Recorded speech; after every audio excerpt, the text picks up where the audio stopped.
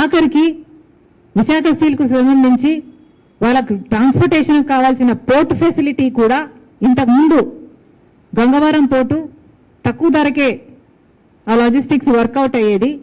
జగన్మోహన్ రెడ్డి గారి పుణ్యమా అని ఆ పోర్టు కాస్త అదానీ గారికి కట్టబెట్టారు. రాజశేఖర రెడ్డి గారి కొడుకై ఉండి రాజశేఖర రెడ్డి గారు 30 ఏళ్లలో ఆ పోర్టు మళ్ళీ ప్రభుత్వం చేతికి రావాలి అని తలంచితే దాంట్లో 20 ఏళ్ళు అయ్యేపోయింది. ఇంకో 10 ఏళ్ళు ఉంటే ఆ పోర్టు ప్రభుత్వం చేతుల్లోకి వచ్చేది. అలాంటి పోర్టుని 9,000 కోట్లు విలువ చేసేదాన్ని 600 కోట్లకే జగన్మోహన్ రెడ్డి గారు అదానికి కట్టబెట్టేశారు. ఇప్పుడు అదానీ పోర్టులో విశాఖ స్టీల్కు సంబంధించి వాళ్ళు ట్రాన్స్పోర్టేషన్కి కావాల్సింది దాదాపు డబుల్ ఛార్జ్ చేస్తున్నారు. అడిగేవాడు ఎవడైనా ఉన్నాడా? పట్టించుకునేవాడు ఎవడైనా ఉన్నాడా? క్రమంగా ఒక్కొక్కటిగా బీజేపీ ప్రభుత్వం కావాలని విశాఖ స్టీల్ని కుంటిదాన్ని చేసింది, అవిటిదాన్ని చేసింది. ఒక్కొక్క రకంగా హ్యాండిక్యాప్ చేసుకుంటూ పోయింది.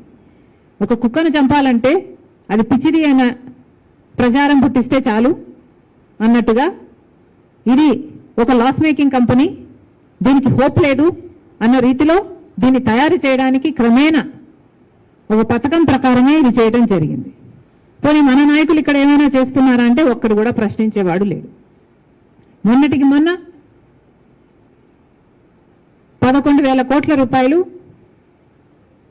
గ్రాంట్గా ఇచ్చినట్టుంది కేంద్ర ప్రభుత్వం.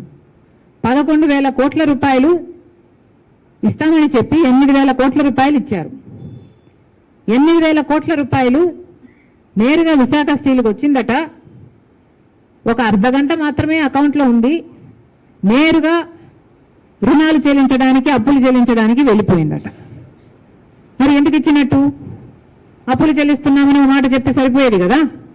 ఇవ్వడం ఏంటి ఒక చేత్తో, మళ్ళీ ఇంకో చేత్తో తీసుకోవడం ఏమిటి? ఏదైనా ప్లాంట్కు సహాయం చేస్తున్నాము, మేము డబ్బులు ఇస్తున్నాము 11,000 కోట్ల రూపాయలని పెద్ద పెద్ద పండగలు చేసుకొని పెద్ద పెద్ద అడ్వర్టైజ్మెంట్లు చేసుకొని ఇచ్చారే.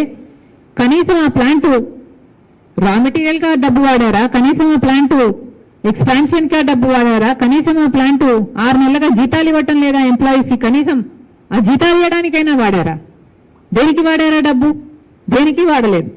ఒక చేత్తో ఇచ్చారు, ఇంకో చేత్తో తీసుకున్నారు. కేవలం అర్ధగంట మాత్రమే ఉందంట విశాఖ స్టీల్ అకౌంట్లో ఆ డబ్బు.